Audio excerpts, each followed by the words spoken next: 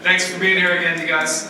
It's great to be with all of you again for our Cultural Strategist and Government and Public Art Workshop number 3. We are going to jump right in because we're running a little late. But I wanted to just say thank you to everybody for turning in your homework. It was really good to see your artwork, your bios, your statements. Because we have such a large group in the workshop, I'm not going to try to address everybody one-on-one. We'll get into that when we kind of do little breakout groups. But everybody did a really good job. Everybody looks, professional. I think it's really important that you follow instructions and apply for stuff in the right way. And for the most part, everybody did that. There was a couple really seasoned public art people in here. I don't know exactly who they are, but it's good to see you in there as well.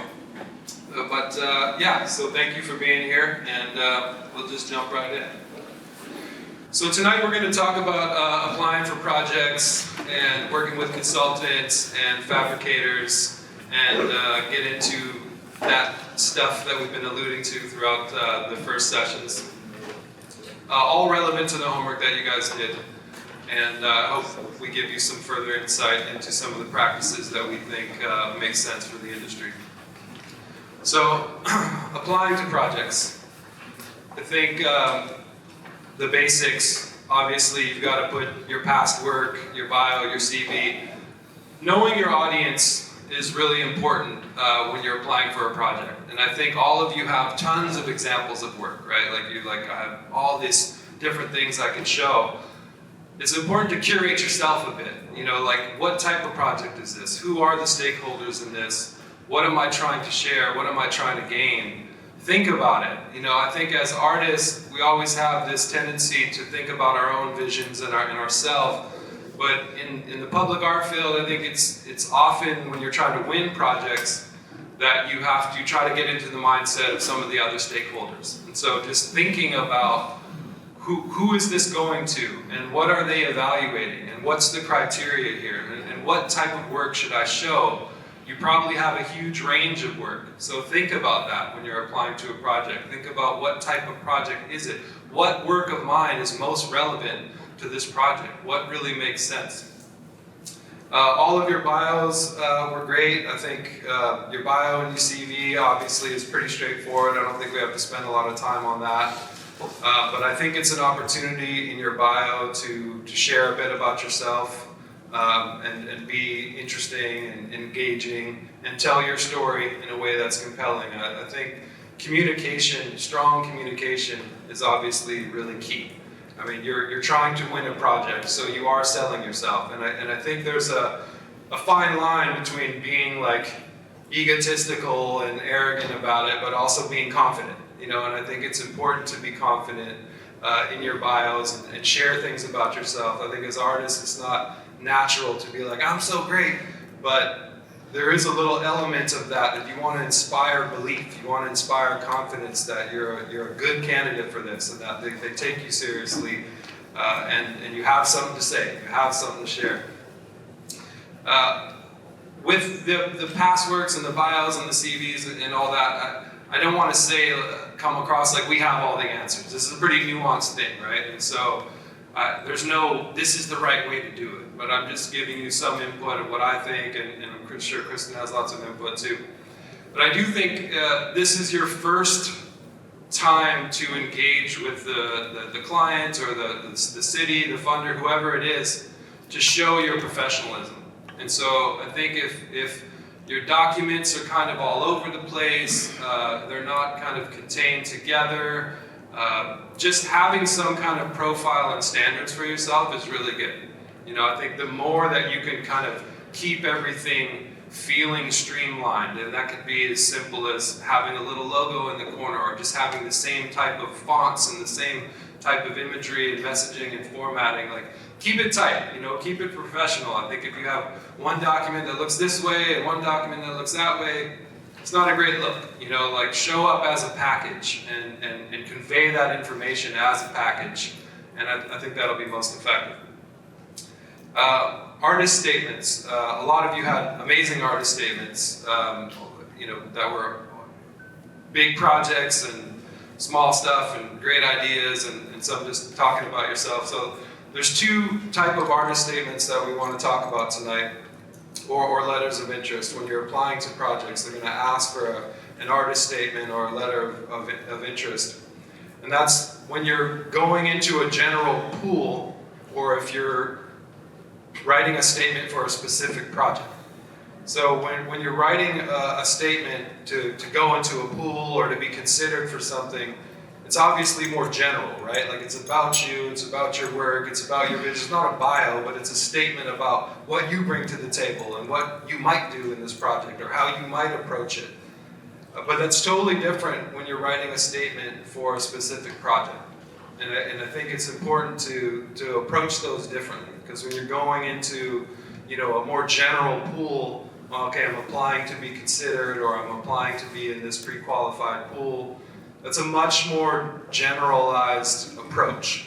But when you're writing an artist statement for a specific project, you have to be very specific. I think it's an opportunity to kind of sell yourself. You don't have to cast this huge vision, but I think it's good to share something and share some insights into like how you would specifically approach this project and what makes you unique and what's unique about your approach.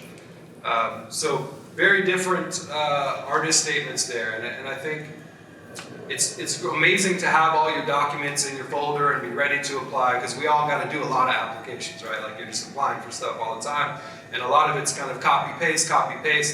But the artist statement for projects and for going into pools or general calls, that is the one thing that you're going to want to switch up every time. You're going to want to make some attempt to make it specific to the criteria, not just this general copy and paste my artist statement. Like if you want to win this thing, convince them.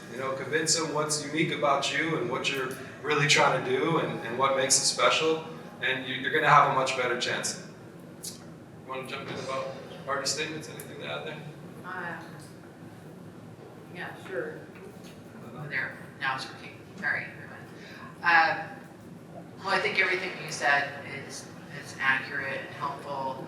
Part of what Sorell and I were talking about, as well as obviously if you're applying for a project for a private commission, it may be that you're, trying to anticipate what that client, that developer, whoever it is looking for, and that can be, that's challenging to try to figure that out and what to say about yourself. Hopefully you're working with someone like Sorell or others we'll talk about later who would help to give you some background, some parameters.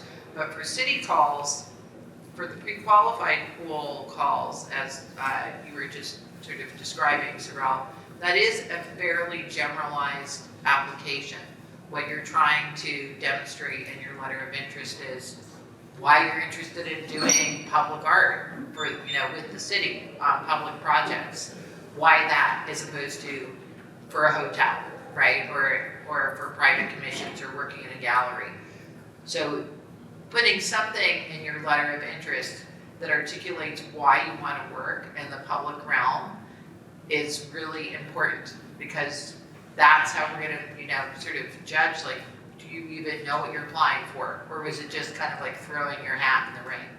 And to your point as well, the images that you select are going to be really important in that process, because for a lot of public art calls for city projects or anything, whether it's Oakland or San Francisco or, Berkeley or LA, the panelists are looking at a lot of slides. They may read like the first paragraph of your letter of interest. They may scan your CV to see like, okay, not to say that you have to have gone to, have an art degree, but they're gonna give it a quick scan and they're gonna look at your images. Your images are like front and center. That's the most important elements. Not to say they're not gonna look at everything else, but if you had 100 or 200 people applying for something or more, San Francisco can have like 1,000 people applying for their pre-qualified pool. They are, it starts with your images. And then, as they lead things down, then they'll go back to look at your letter of interest or to get a little bit more of a sense of who you are. So if you're, emerging into public art, obviously you're not going to have like 10 images of, oh, here are all the public art projects I've done everywhere else. So you want to be strategic, but also true to yourself in terms of what you would include. And it may be, here's something that shows how I can deal with scale or how I can work in different materials. Here's something that shows like, and then here's an example of something that just shows like my favorite work that I've done, right? So you want to be authentic with it, but also be thinking about that kind of general scanning process that someone's doing. I mean, it's kind of sounds crappy, but it's a little bit like people swiping through social media, like when do they stop, right? It's not the spectacle, it's not just about spectacle, but just thinking about what it is that you want to resonate with people. And a final comment about that relative to the project-specific applications is, that is, yes, as Sorell said, then you're really thinking about who's your audience, what's the project, whether it is a recreation center in, Deep East Oakland or a library in North Oakland. Who are the people that are using it? What do you think, reading the RFQ, looking at what it is that they're talking about that they want people to be interested in, and curating your letter to respond to that, to demonstrate that you're thinking about who the audience is, and even if you don't know them. And then you get a chance in the next round if you are selected to develop a proposal to refine that even further, right? So it really is important to think about what's the nature of the call and who is your audience, and to speak authentically from your heart, and also, unlike what I do when I'm talking, keep it brief.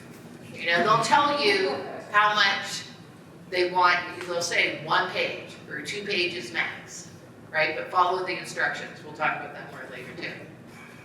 Yeah, and just, being practical. If the project is asking what's your connection to East Oakland and you're talking about Berkeley, that's probably not a good look, right? Just use common sense in terms of what is the criteria, what are they asking for? Let me respond directly to that. Packaging the work together, this is a bit more specific to the private side probably, but it's just my personal recommendation that if they're asking for a bio CV, artist statement, images of your work, if you can put all that into a single file, a single PDF that can be compressed down and easily shared, I think that's to your benefit. I know a lot of city projects have like an uploading portal, and it's a bit more broken down. But if you're dealing with a one-on-one client, I highly recommend that you put everything into one document, because you got to think about, they're not the end-all be-all of your communication. They're going to send it to their team and their uppers, and if they don't have to share 5 different documents that explain who you are, that's better. And when they can review it as a team and all your stuff is just there, like in one document they can go through, that's better. And a lot of you did that in the homework, but it's just something to think about. And then following the instructions. I know that sounds obvious, but you'd be surprised how many people just don't do the things that the call specifically asks for. And I don't know if it omits you immediately, it might. Yes. So if it says 3 images and you give 2, you might just be omitted, even if your stuff is great, right? Like if you didn't send that one document that was part of the 5 that they asked for, you're going to be out, even if you're great and you're the one they want. They're like, oh, they didn't give us all the stuff. So just following the instructions is super, super important, and just making sure that you give everything that was specifically asked. Everything is relevant to you as a business entity. I was kind of hitting on that earlier. Just you showing up in a really professional way starts with the application. I know it's like, oh yeah, I'm going to kill it in the interviews, and I'm going to wow them with this and wow them with that. But if your application itself isn't tight, isn't professional, it's gonna be a strike against you. It's just gonna make it harder for you to break through. So take the application process as your very first attempt at just showing real solid professionalism. And then partners in illustrating your team and their value. I mean, not everybody has a team, but I think with these larger public art projects, it's good to have a team, and I think just explaining who your team is and what roles. You don't have to go super in depth, but if you're working with this fabricator or this consultant or this manager or whatever, just illustrating that you have a group of professionals that is ready to take on this big project and support you, I think has a lot of value. Okay, so again, showing Johanna Boting, I'm not sure how you say her last name, but the Rainbow Rec Center. We've showed this image a couple times, the big mosaic piece at the Rainbow Rec Center, city-funded project. We wanted to bring this up because this here is the list of interview questions that she was asked when she won this project. And so I don't want to take the time to really like go through each one point by point, but I just want to kind of read them off to give you guys a sense of when you do make it into that final round and you are applying for this project with the city. These are some of the questions that might come up. This is not standardized. This was specific to this application and this project. So they may be different from each one, but I think this gives a little glimpse as to like what you're looking at. So she had 45 minutes to just talk about, herself, a kind of preliminary discussion, her project vision, her working style, past experience, design development and community engagement, schedule and availability, materials and maintenance, and budget. And so those are, a bunch of high-level topics that she's got to address, and when you guys get to that phase on a project, you'll most likely have to address all of those topics. And so just getting yourself prepared, in your application, but also, if it's worth applying for, then it's worth thinking about the next round, and in your application, you're already kind of crafting your ideas on like what you might say and how you might approach it. So these are the things that come up, and you're going to address a panel. And like I said last time, like this is a great opportunity for you guys to shine, being, emerging artists and Oakland artists and people that have something to contribute. So I think your ability to win people over I think the interview process will serve you well. But you've got to be prepared for it, and you've got to be ready to address many of these issues. And you'll have time, you'll know, they'll send you the questions and you'll prepare stuff, but just knowing what you're up against and having to talk about it, and knowing that communication is key. Really being able to articulate and communicate your vision in a way that's compelling, in a way that's clear. What I see a lot of the time, artists that I've worked with or that were giving presentations, they just don't speak clearly a lot of the time. They get jumbled up in their visions and jumbled up in the nuances of the art, and it's like, you gotta really, really drive home what you're trying to say, what you're trying to communicate, and just make sure it's understandable and digestible. But the other thing I just want to flag, in case it's not clear here, is that, so for this project, this was the request of the 3 finalists, and they were also given, I can't recall exactly, but I'm going to say at least 3 or 4 weeks and an honorarium to develop a proposal, to do some research. And this isn't like, okay, now invest all your time, for nothing. So we're trying to honor the time that, rather than having everyone throw in a proposal, for something that, only one person's going to get. This is where you have room to kind of delve deeper into something, to come up with a concrete presentation where you've done some research. And I don't think we're going into it here, but including talking to fabricators, getting, quotes for, having, and it also included a site visit, an orientation site visit with city staff and possibly stakeholders, facility, managers, to understand more about the project and the site before you develop this presentation. And it says right there, like, you'll have 30 to 45 minutes with each artist. You're asked to prepare a 15 to 20 minute presentation, including preliminary proposal concept based on the following questions. So these are the questions they want you to address. You got 15, 20 minutes to talk about it. And like Kristen said, this is for finalists, right? So this is like you've made it through to the final round and they're actually paying you a stipend to develop your proposal. So it's not so much that every project you apply for, you're going to go through this in depth of an interview. this is when you're a finalist. All right, so building a team. Now, like I was talking about earlier, I think it's important when you're going after, especially the bigger projects, that you do build a team. Most of you are not fabricators, maybe some of you are, I don't know.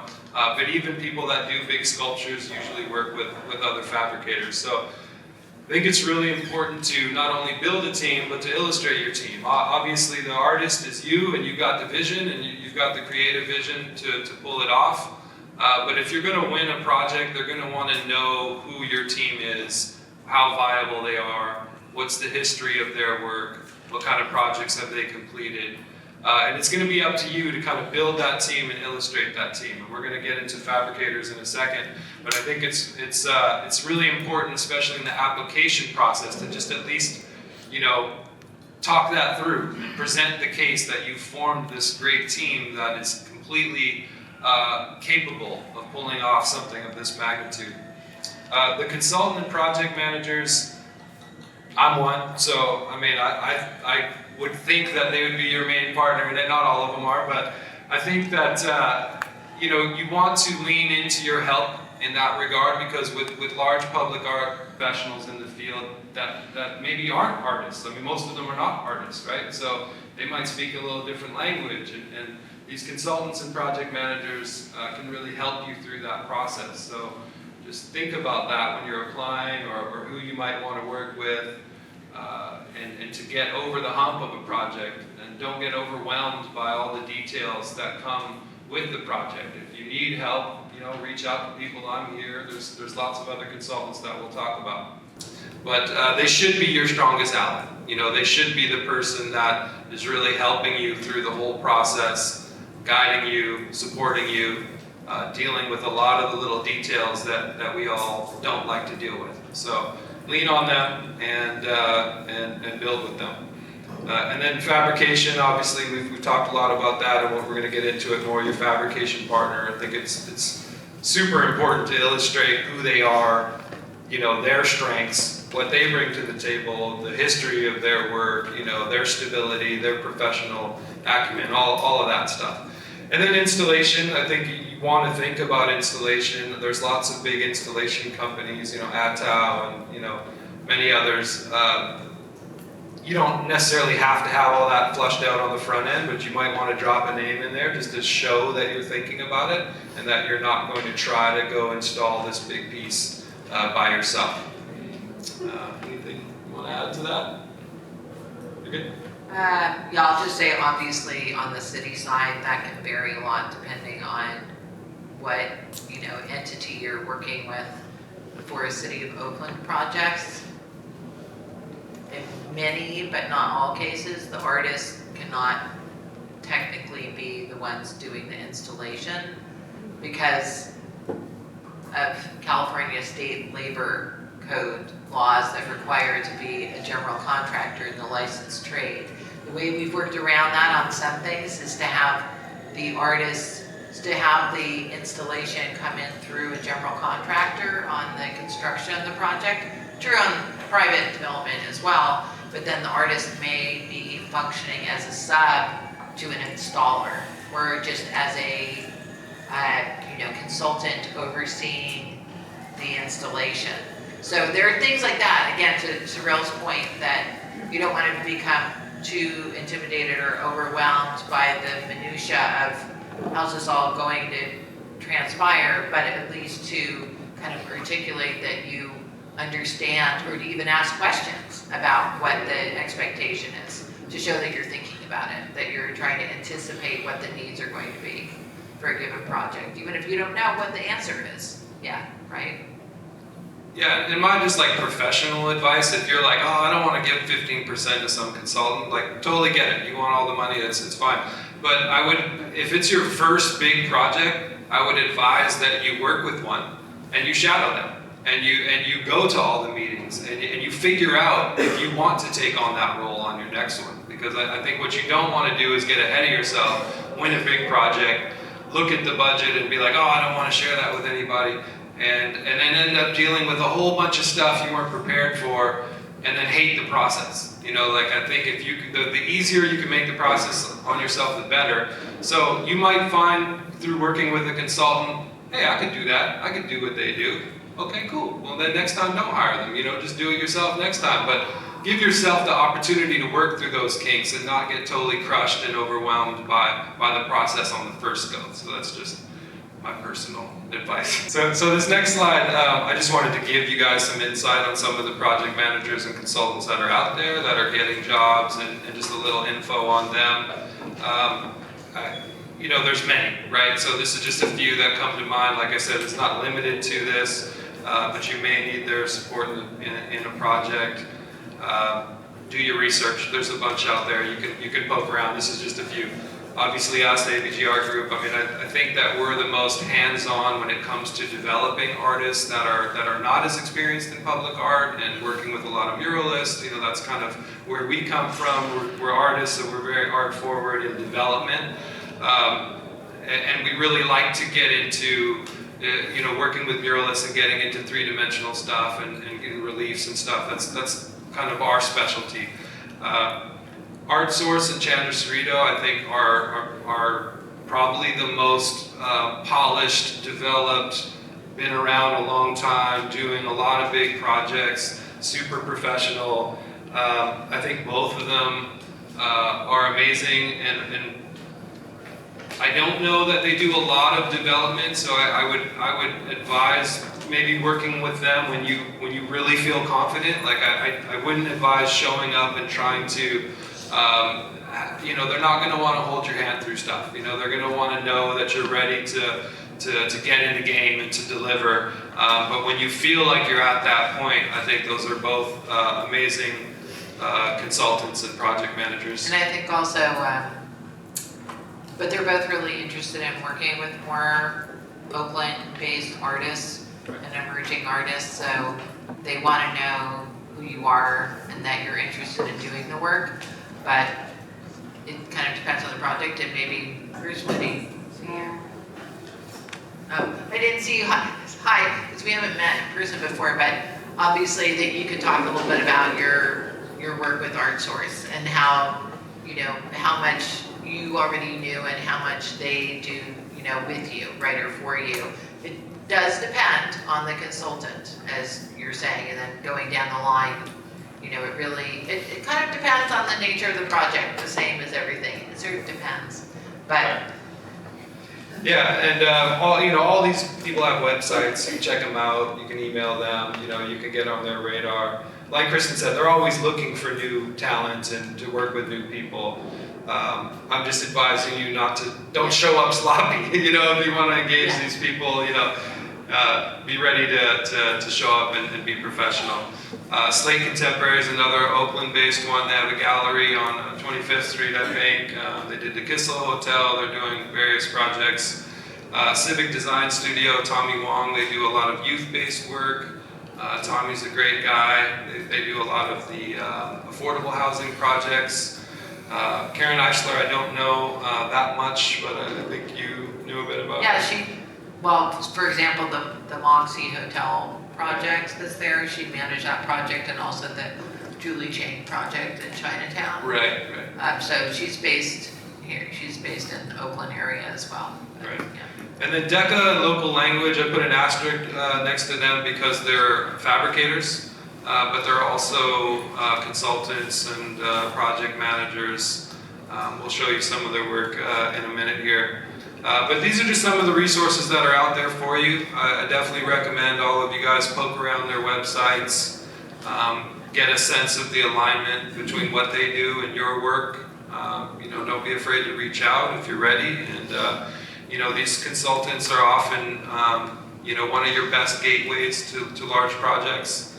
They're more active and competitive on the private side probably than you would be as an individual artist.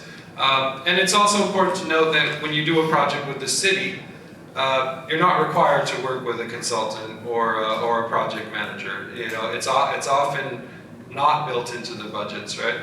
Right, it's kind of the opposite. Right. You're the lead, but if you want to hire someone to help you to deliver that project, you can do that. But you as the artist are the lead, and that's who we're expecting to contract with.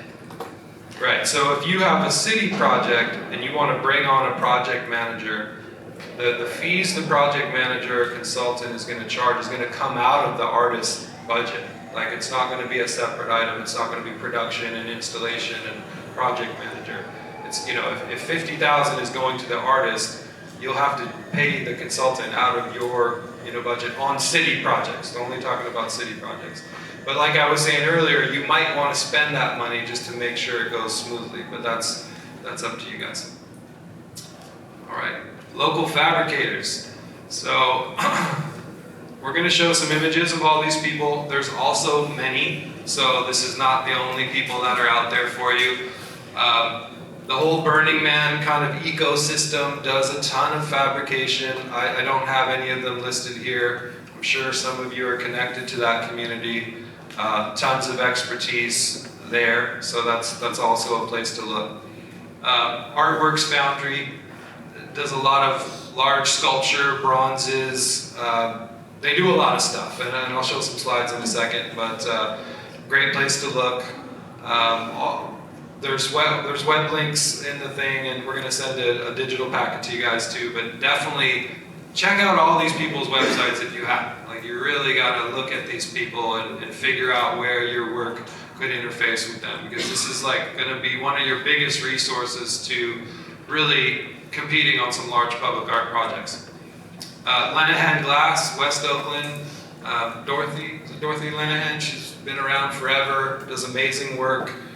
There's a lot you could do with glass that you might not be thinking about, especially you painters and muralists. Like, glass can actually capture your work perfectly and reproduce it at scale and do some amazing things. So Lenahan Glass is great. Magnolia Editions does a lot of different things as well. But when it comes to printing on surfaces and tiles, they've done a lot of the big airport installations and stuff like that. Deca does a lot of metal work. They do all these places do multiple things. I'm just trying to give you like the main thing that they do. But Deca does a lot of the like metal gates and cut metal and metal installations. And then Local Language just does a lot of stuff. You know, they have big CNC machines and they make all kinds of stuff, and they do a lot. And then mosaics. You know, we've shown a lot of mosaics. I think mosaics are great in public art, especially for painters and people that aren't sculptors. There's a lot of mosaic people. There's some links on the paper there for sites to check out, because there's a bunch. You know, I don't think there's any really established mosaic production companies locally. Most of them are out of state or out of the country, but you can dig into that and look for it. So some images, Artworks Foundry. This is some of the sculptures, and there's some photos I pulled from their website. Doing patina things, bronze things, you know, large sculptures, just all kinds of stuff. You know, like they've produced a lot of pieces. I know Woody's worked with them, and they've produced some of his stuff. So definitely a big place to check out. I think their capabilities are through the roof, so poke around on their site and see what might make sense for you. They're also licensed general contractors, so they can handle installation as well, which not everyone is interested in doing. But they've been around for decades, and you know, most of, if not all, the bronze sculpture that you see anywhere in the Bay Area, they touched. So they're really like a Bay Area institution if you're not familiar with them. Lenahan Glass, which we were just talking about, I mean, they had so many cool photos, it was hard to kind of break it down, but I just chose a few that I thought were relevant. You could really see like large kind of mural style stuff. I think we showed in one of the earlier workshops that three-dimensional sculpted glass on 11th and Broadway that they did. You can see these kind of chunky pieces there. So there's a lot of capabilities with glass. Definitely look at their Instagram, look at their website, check them out. I think all of you have amazing ideas. I think interpreting it in a glass concept is definitely something that should interest a lot of you, and check it out. Magnolia Editions, like we talked about, do a lot of tiles, a lot of printing, so you can see the detail that they can get. The one on the top left is a mural that was installed at the San Francisco airport. The bottom here is 11th and Webster, big fabricated tiles on the side of the building. You see the portraiture and tiles that was installed, I think at the subway or something like that. That's a Philip Glass who is in that image, but oh my goodness, someone's gonna tell me the name of it. Chuck Close, thank you so much. I'm so embarrassed. It's the New York City, 2nd Avenue subway. So the other thing though about Magnolia, the reason why I'm speaking of is because a lot of times they work with other fabricators like Lenahan to basically package your artwork to translate it into a form that then can be reproduced in another material again. So, and they're another, these are West Oakland based institutions. They've been here for a long time. They're really invested in the community. They're really invested in working with artists, which I think is important to know. So there are a lot of interesting fabricators out there, but who don't necessarily feel like they have the time to do it, right? Yeah, and throughout this whole series, I think one of the big things that we've been trying to push on you guys is like a lot of you are painters and muralists and illustrators, and just knowing that with these resources and with these fabricators, you can compete for large public art projects. You just have to do it through some of these materials and some of these fabricators that can produce the work and produce it in a permanent manner to scale and budget. And so as you can see, obviously, that's a portrait, so that you can get really detailed, you can get all your colors, you can get all the stuff that you're used to painting through some of these fabrication techniques. It's all there for you. You just got to put it all together. Deca, some images of Deca. I was talking about them doing gates and metal fabrication and stuff like that. So Jill, here. Yeah. Yours is going the lower left. Okay, there you go. That's great. So they're in I guess that's West Oakland, or Deca now? Well, yeah, they've moved to West kind of Oakland. close to Emeryville, Yeah, but they were in West Oakland. Tingletown. Right. But yeah, sculpture, metal sculpture, colorful metal. There's a lot that can be done there, and Deca's great. They're a great resource for you. They do a lot of things as well. Check out their website, check them out.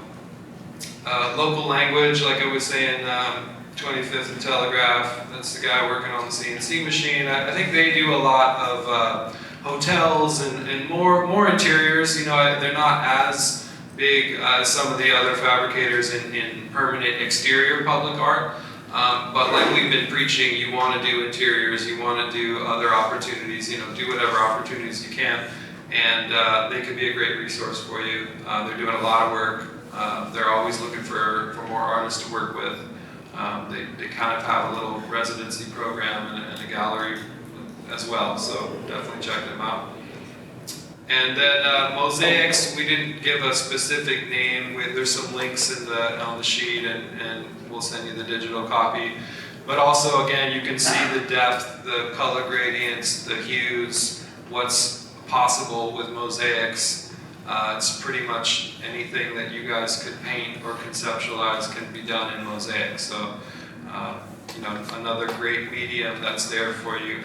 That's a cool one. I like that one there. So, yeah, don't sleep on mosaics. Is anyone familiar with this project? This is Zenobia Bailey. It's in New York City. Again, it's another, metro systems have a lot of money, and whenever they build new stations, they get to do big projects. LA Metro is the same way. LA Metro works, and New York Metro both work with a lot of artists who don't have previous public art experience.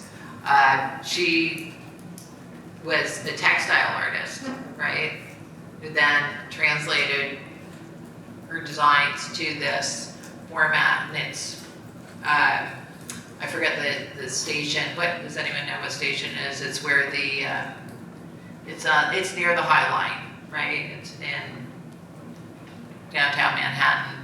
And the thing that's amazing about it is, just to Sorell's point, is the color and the vibrancy of that, and the way that you can really kind of have this impact with something that you wouldn't necessarily think an artist who works with, yarn and, needles and thread would be able to make that jump. But it's also pretty expensive. So it's not something that, like, the city is often going, oh yeah, we're gonna do another mosaic project every year, because it's so expensive that it tends to be for larger projects. But we talked about this in the previous one, the Squeak Carnwath mosaic that's on the Forma building right out here on 20th and Telegraph. They worked with the New York mosaic company, is Miyoto Mosaics. So it's definitely possible, but just be realistic. That's my main point. You're not going to do this for a little, for a 50K project. But that can really work to your benefit. I mean, somebody asked last session, what if it's a huge budget and I'm a muralist? Like, how do I justify that? And I think mosaics are a really good answer for you. If you're competing, a lot of the big state or the big city projects or the national projects, a lot of them are 3, 4, 5, 800,000. These are big budget projects. And if you're coming in as a muralist or a painter, that might be one of the most realistic avenues for you to justify how you're going to spend that money. So I think mosaics, like Kristen's saying, they're not cheap, so it's not going to be the small stuff. But if you're really competing for one of these big ones, that might be the best medium for you, because it can really recreate your work in an effective way. Resources page. We put, and I'll send you a digital copy of this so you guys can just hit the links, but it's on your printout there. But these are a few local artists that have won projects with the City of Oakland, and some links to the projects and some of their pages and some of the things there. I highly recommend you guys just poke around, just check them out, just see who won what and what the project looked like. The PAC meeting documents, the Public Art Advisory Committee, those are some agenda packets on projects they reviewed and people that won stuff. So just giving you some examples of history, things that people won and how it worked out. And then the fabricators, links to their websites, and then out-of-state mosaics and a mosaic feature. So just a bunch of links and resources there. I really, really beg all you guys to go through these. Take the time to just kind of like poke around and figure out what makes sense to you. These past project winners could really help you reflect on, what a project that people won with the city, because we're all here to learn how to win projects with the city. So, see what past people did, see what fabricators they worked with, see what their approach was, see what was winning. Great. All right. Woody, can I invite you to join us, please? We've got Woody Diabello here tonight. I've been following Woody for a long time. I'm a big fan of his work. He's based in Oakland. He's doing amazing work. Yeah, turn that on. I thought that he was just a really good example of what we're trying to preach here and what we're trying to teach, is that you don't have to be this seasoned sculptor.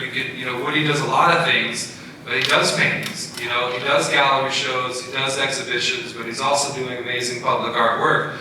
And so I feel like it's just a really great example of what's possible, and that it's not one narrow thing. It's not, oh, I'm this bronze sculptor, or I have no chance in public art. You can compete in public art. He's living proof, and we're really happy to have you here tonight.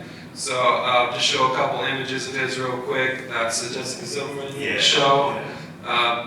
Sculptures, paintings, amazing gallery work.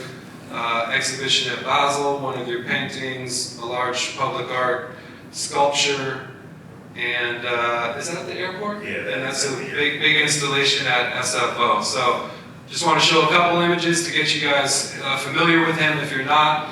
And we'll just start it off by just asking, just a little bit about your journey getting to this point and your journey as an artist. Can everybody hear me all right? Yeah, I get that's like a little bit of a tricky question. Yeah.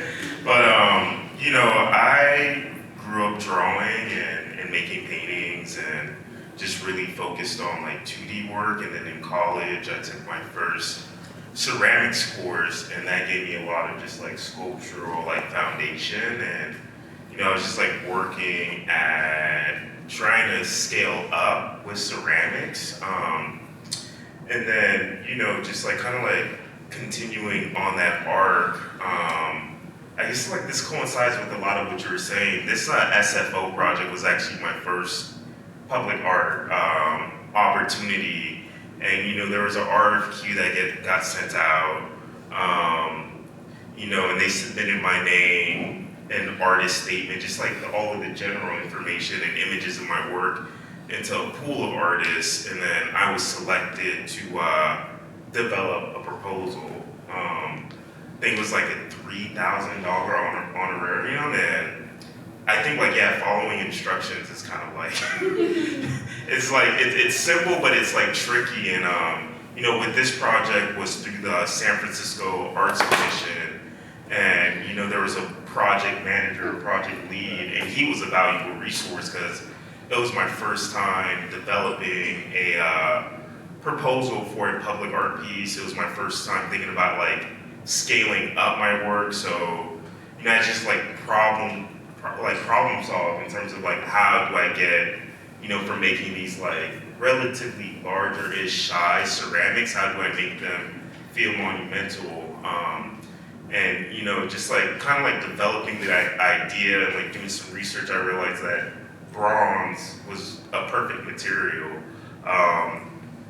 So as I was like developing my proposal, I actually asked Marcus, the project manager, like, I'm trying to make bronze for some foundries I could reach out to, and Artworks is right here in our backyard, and they have a huge history of just like working with a lot of ceramic artists, but also just a lot of different like sculptors and artists of various backgrounds. So, Artworks, they were able to really help me with developing my idea. Somebody asked the question about, how much can you kind of like ask from a potential like contractor, and most of the time when you go for a project and they hear that you're a finalist, like in their heads they're just like, oh, okay, if you're a finalist, it's probably the odds are a lot higher, so they're going to be inclined to help you out and give you accurate numbers because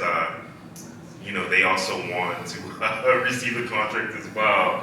So for in that sense, like I feel like with developing ideas, especially at the finalist stage, there is like a lot of support and just like resources, and I would also say that the first one is the hardest one to get. Like that's like the hardest one, but once you get the first one and have images and you develop this like proposal, this idea, like you get a sense of a budget, it becomes a lot easier to kind of like execute. But the first one is the most challenging. Right.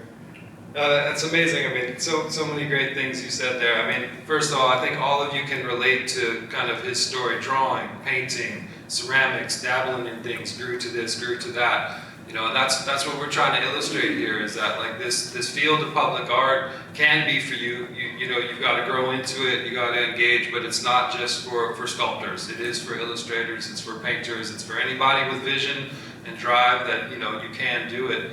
I just want to comment that it's insane that you won your first your first application. That's unheard of. I've been telling them they're going to have to apply over and over again, but congrats to you for that. That's amazing. I would say the preparation and the presentation and like being like as clear and concise with the execution definitely helped. This was like 2018, I want to say, and I remember we had in-person like interviews, and I showed up in a suit, and I bought like little like maquettes of like finished ceramic sculptures so they could like see something tangible in person. I remember the design proposal, ended up hiring a designer to make a mock-up of like the sculptures in the space. I tried to provide them with as much information as possible. I like that story, and it's funny because I was telling Sorell earlier that, and again, this is for all of you, that we had a commission that was for West Oakland Park, and the finalists that we were looking at included a sculptor, but he worked in other materials, and for the interviews, for the finalist interviews, he showed up with little miniature sculptures he had carved out of ivory soap bars. Which, you can say on one hand, like, oh, does he understand like what he's gonna be doing? Obviously, because you're not expecting it, but it was just his kind of creative way of showing us how he would approach coming up with the form of the sculpture and being kind of, bold and innovative and saying, and this is the material that I use, that I start with, and then ultimately he worked with Artworks Foundry and he carved his sculpture out of foam. It was like a hard cast foam, and then they created the mold out of it. So that was fine. I mean, it depends on the project. I don't know whether that would work for SFO, but, to joke with the soap sculptures, but, people want to take a chance on you as long as they see that they're like all of the elements there. And that's what you're talking about, being clear and concise and kind of confident in how you present yourself and your ideas. Yeah, I think it's a good thing to note about her question earlier about, how much can you ask from a fabricator, and I think Woody's point is really well taken. Like, I think it's good to know, like, I'm not a finalist right now, I'm just trying to get information. They're not going to spend weeks and hours with you just trying to help you develop your career. Like, if you're just trying to get general information, general guidelines, just, be very general in that regard, don't burden them. But if you are a finalist, well then you got a 1 in 3 or 1 in 5 chance of winning, and it's in that final stage when you're developing that real proposal that they're paying you to develop that you do have to have hard numbers, and you got to have hard data, and you got to know that you can actually do it. So that's kind of, I think that's a great point to like the difference between finalist and just doing research and not overburdening the fabricators you're trying to work with. So I wanted to ask, when you said they invited you, or they put you in the proposal for this project, was that a consultant? Was that ArtSource? Like, who was they? That was just the Arts Commission. Okay. I believe at that point I had entered my name into like a general like pool of artists. So that just entailed like images of my work and just like a brief artist statement. Also, I feel like with the writing, like I'm not the best writer, and I feel like, I've also been on committees where I'm like judging as well, and I would say like the shorter and the more direct is definitely the route to go. So I feel like with the way that I communicate in my artist statement, it's just really concise. Like I'm not going into like all these like esoteric like ideas and just like kind of like meandering on about all the philosophies, and no, it's just like really simple. Like I make ceramic objects often of like everyday things, and through that, like I anthropomorphize them and give them emotion, and that is my artist statement essentially. No, I love it. Yeah, I mean, it's like we've been saying, be clear, be concise, don't ramble. I feel like we all as artists have a tendency to ramble about our work and our visions, and be really straight to the point. We've been talking a lot about building a team and having support, and you've kind of alluded to that. I'm wondering if you could share a bit about, Jessica Silverman is your gallery, and I know you've done work with ArtSource and other consultants, just about that support system. Like you said, you don't love the writing.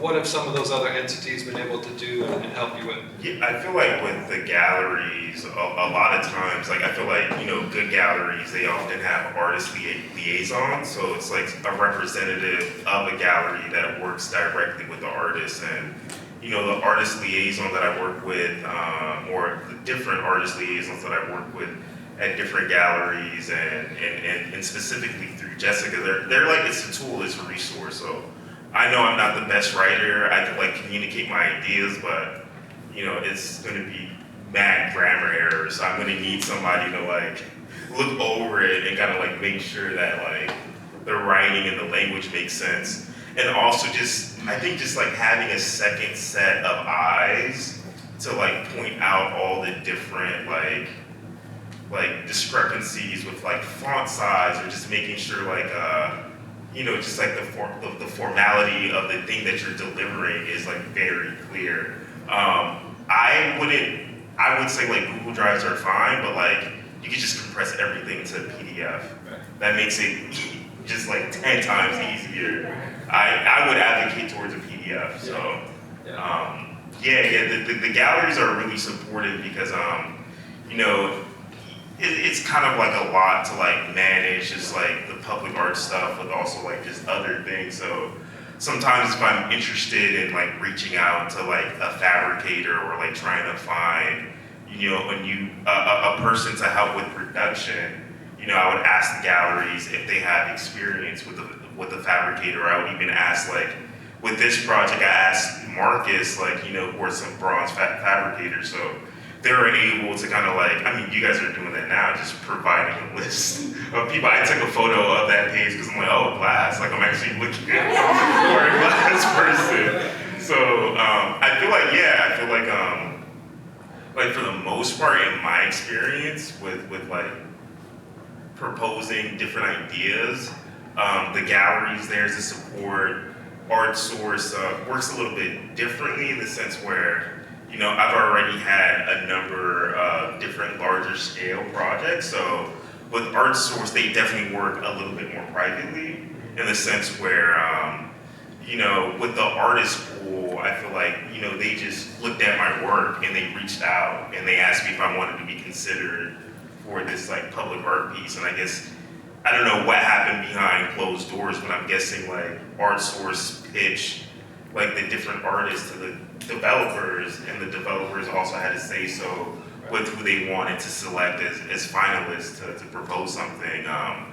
But artists, yeah, they're also like a resource there, working with the consultants, because you know they want to continue to get hired to you know, like find artists. So you know it's also in their best interest to help you with developing an idea and executing like just like budget and like materials and whatnot. I feel like whenever I'm like putting together a proposal, there's always just like a lot of like nitpicky questioning back and forth in terms of making sure that I'm communicating all of the needs and whatever the RFQ is or whatever the project is. So I have a question for you as well, more on the private side. And I know this can vary from project to project, and Sorell, you could probably say something about this too, but when we jump onto the project you're doing for right here on Broadway,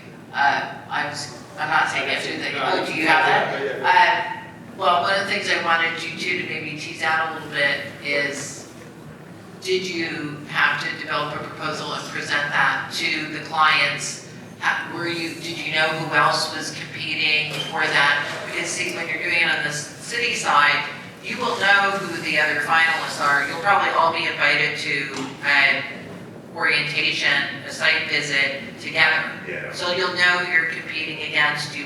It's very transparent because it is legally, it has to be, but that's not necessarily the case on the private side. I mean, I can be saying when I talk to ArtSource, oh, that's great, those are your finalists, the city loves that, right? But they can choose whomever they want to. We can kind of try to nudge them, you know, in certain directions, but that's not our role. So if it's, I would be curious to know from your experiences, like how often the artists know if they're being considered with others, who those other artists are, if you know what they're proposing, or if it's kind of all behind closed doors. From my experience, all of that, on the private side, with this project with ArtSource, I didn't even know who else was, like, I guess competing, is that the word? Competing for the commission for the public opportunity. So, but you know, all of the kind of like commissions or like public art things, like I've always had to give a presentation. I've always had to have a clear kind of like path in terms of like execution, budget, timeline, quotes from fabricators and stuff. All of that stuff I've needed to have fleshed out. I think like a major thing is convincing people that you can do the thing. So whatever information you need to like source, like I think like with presenting a proposal, the main thing is just to make sure that that you can execute and you can deliver. That's something we've harped on a lot, is just like convincing the people that you can do this, and communicating that in a way that's clear and compelling, that you have the resources, you have the team, you've got to illustrate that with your words or with your writing, that you absolutely can do this. I know you had a question over there? Yeah, if you don't mind answering that, I want to know what's the budget on the project? You don't have to answer it, it's important. It's got to be public record. I think it is public record, but I just don't remember. I'm going to say it's in the hundreds of thousands. Yeah, sure. yeah. This one, I want to say this one was maybe like 300,000. The overall budget.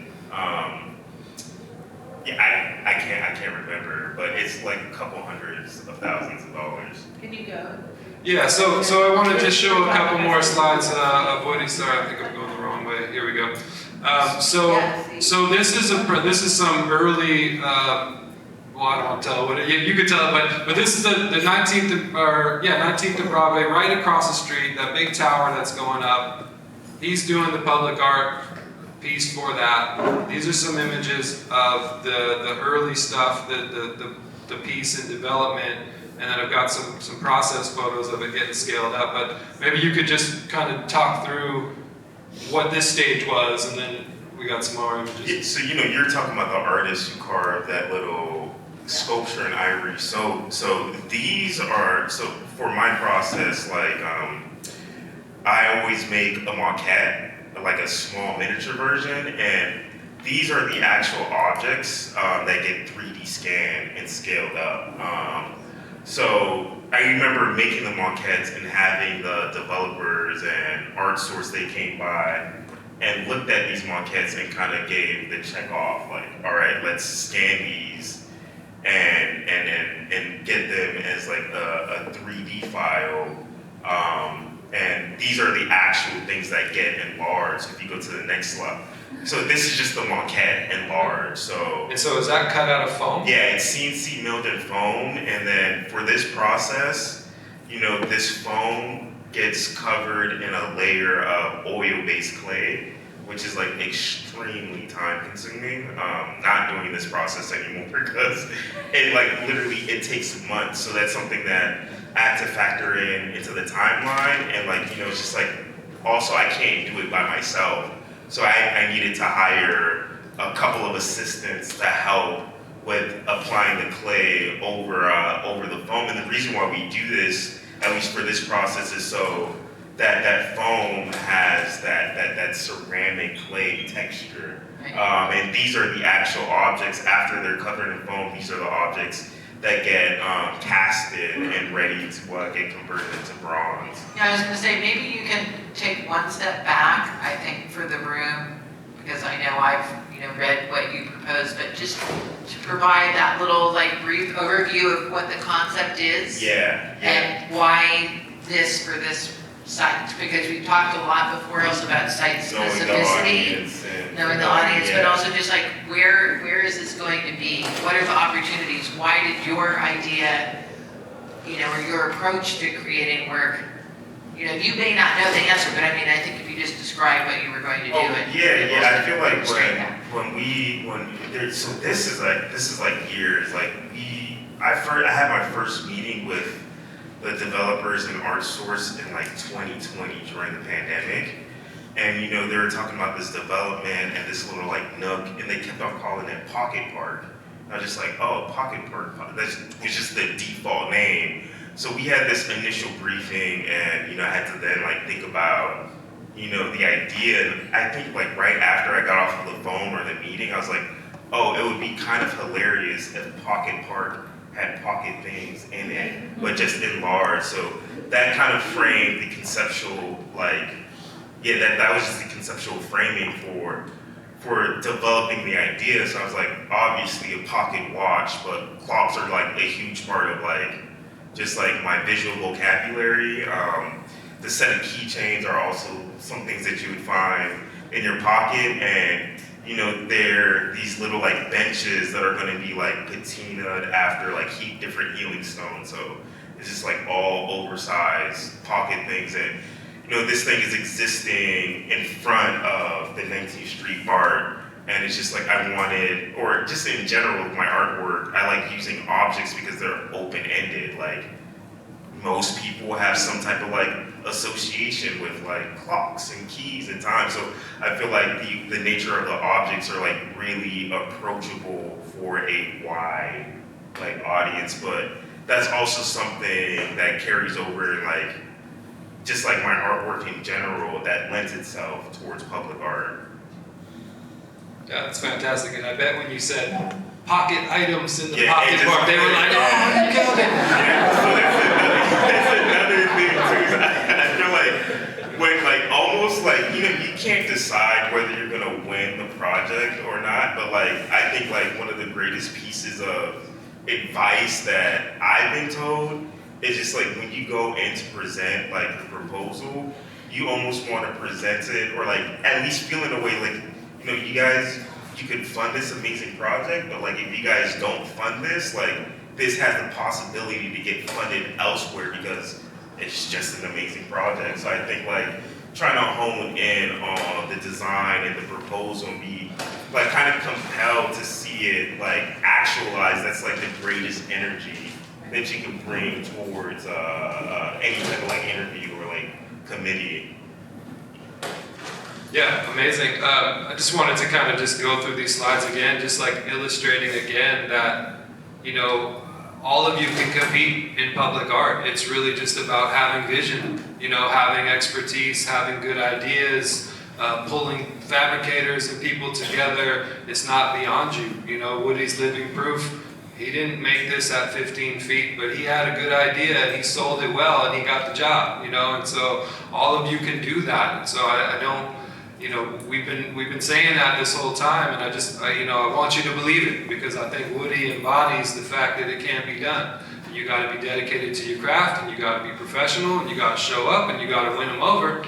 But you can win, and you can do it, and you're all capable. You're all amazing artists. You all have visions, and so I hope that you leave this talk from Woody inspired that we're not just rambling up here about what you can do. People are doing it. And he's proof that it can be done. Yeah. I was just wondering if that strategy of the mock-ups to the foam, to the clay, to the bronze, you came up with that, or if That's Artworks. Yeah, Artworks came up with that. So that another thing when you're approaching different fabricators, they already have systems in place. Artworks is kind of or a lot of foundries, if they can't do them themselves, they have a contractor or somebody else that they work with. There are a lot of technical things that need to happen, and especially the state of California with now wind and earthquakes. So there's structural engineering that needs to happen. The installation, the fabricators have, at least Artworks, they work with mechanical and structural engineers. They work with different powder coat finishers. They work with different installers. So a lot of times when you reach out to a fabricator, they already have systems in place. So they have multiple ways of kind of enlarging a maquette and making it, just enlarging a maquette. And this was just the route that I chose for earlier work because I still wanted to do some of that sculpting, to scale, but now I'm kind of just more focused on really developing the maquette, so I don't have to spend months kind of covering the thing with oil-based clay. Yeah, I think, in short, these fabricators are your friend. You know, like they have resources. Even if they don't do every part of the project that you need them to do, they've got other people that they work with, and they've got other resources. And so they're there to help you get the job done. You know, so you don't have to, you know, do every little thing. But I think that's the importance of having these partners and these teams, and that's why we're saying like these fabricators, these consultants, they can really help you, because it's a hard thing to try to figure this out by yourself. But these resources are out there for you. I know we're pressing on time. I wanted to open it up for any questions for Woody while we have him here. But I also just wanted to ask, because we've been kind of harping on the importance of the team and whatnot.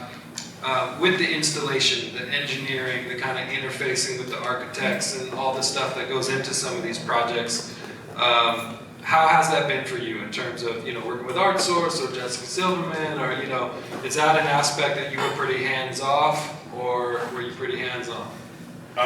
It's a lot of Zoom meetings and a lot of meetings, and that's just like the nature of like public art. So it's just like, you know, I'm more hands-on, and I want to know like the specifics of what's going on. So, you know, a lot of the meetings in terms of like placement and just like regarding or towards the sculpture, like in the finish of the sculpture I'm involved in, like some of the structural engineering stuff, like I don't understand what you're saying, so I don't need to be involved in those things, but it kind of like varies. But for the most part, like, you know, I'm present in the meetings, the art consultant is present in the meetings, and, you know, the way that I work with Jessica Silverman, there's always like a representative who's like present in the meetings, just in case anything needs to happen on the gallery side.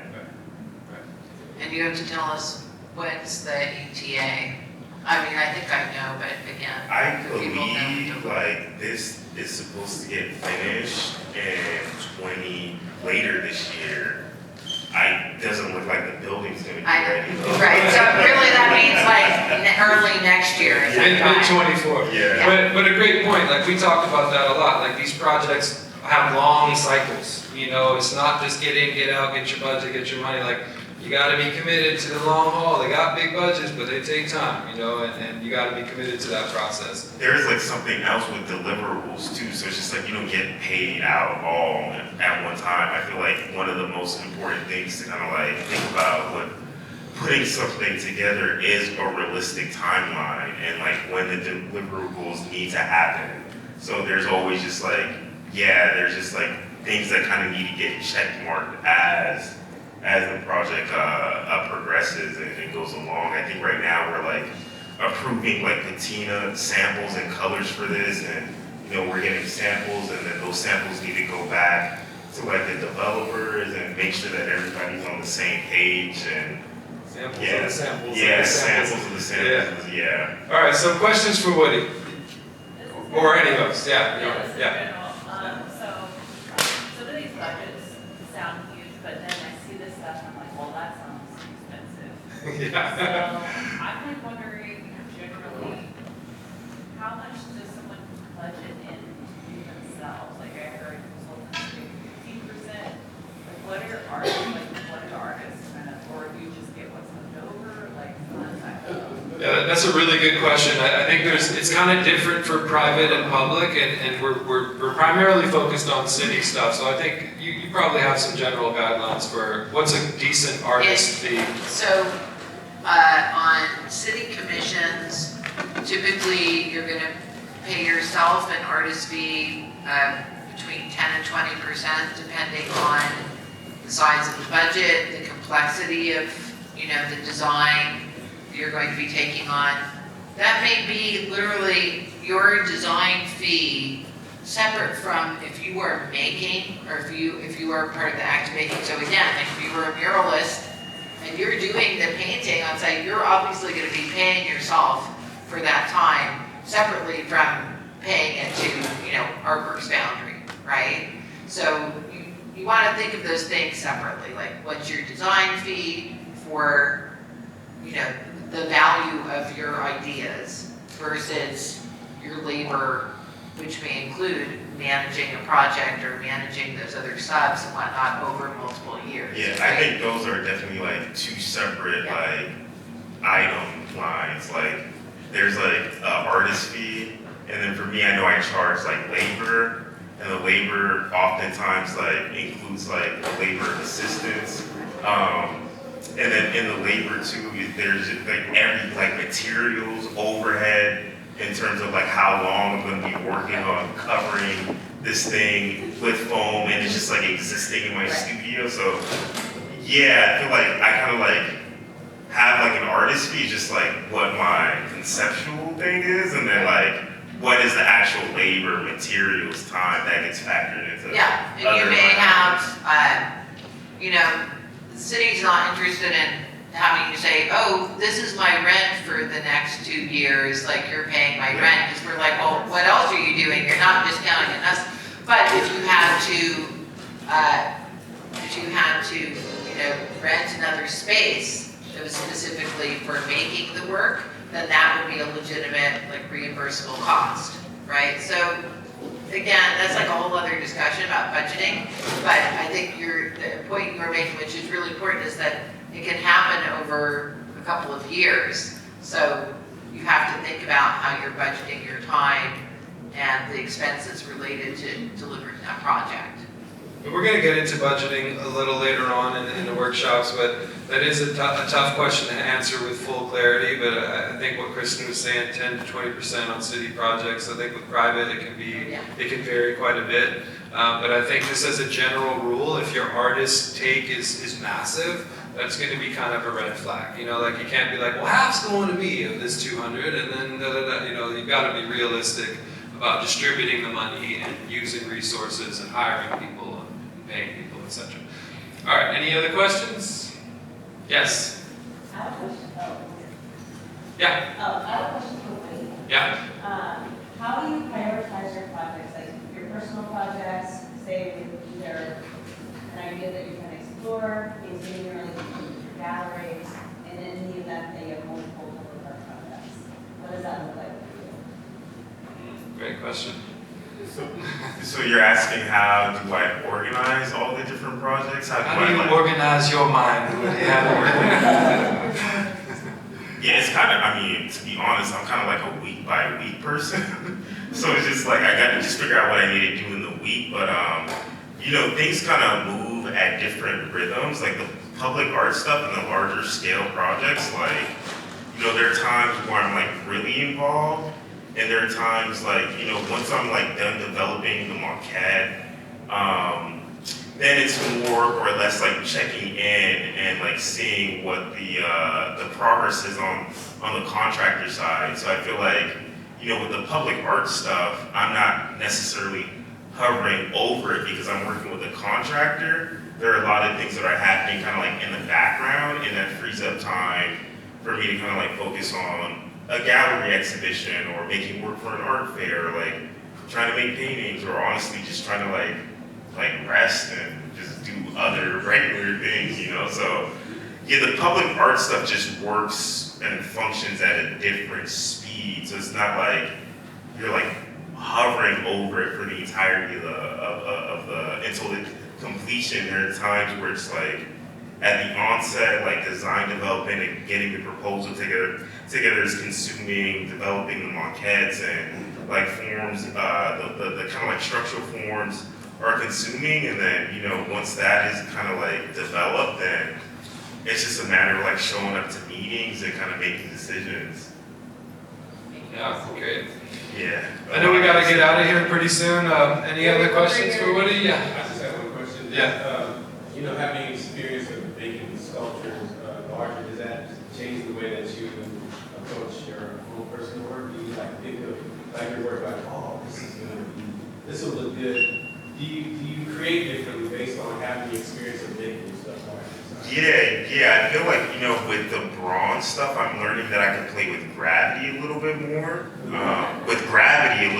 Because there's like structural engineering. So ceramics, things are kind of like very like vertical and stationary and stacked, but like with working on public art and like thinking about like future projects, like I'm thinking like, oh, like things could kind of like extend and like kind of like defy gravity a little bit. Like the set of keys are actually all kind of like tilted together like a tripod, almost like a tent, and like that's something I couldn't do with like traditional ceramic sculpture. So after like working on a couple of projects, I'm starting to approach like thinking about like public art and like the material of bronze, and kind of like think about like how do I don't know, like create like more tension with the material.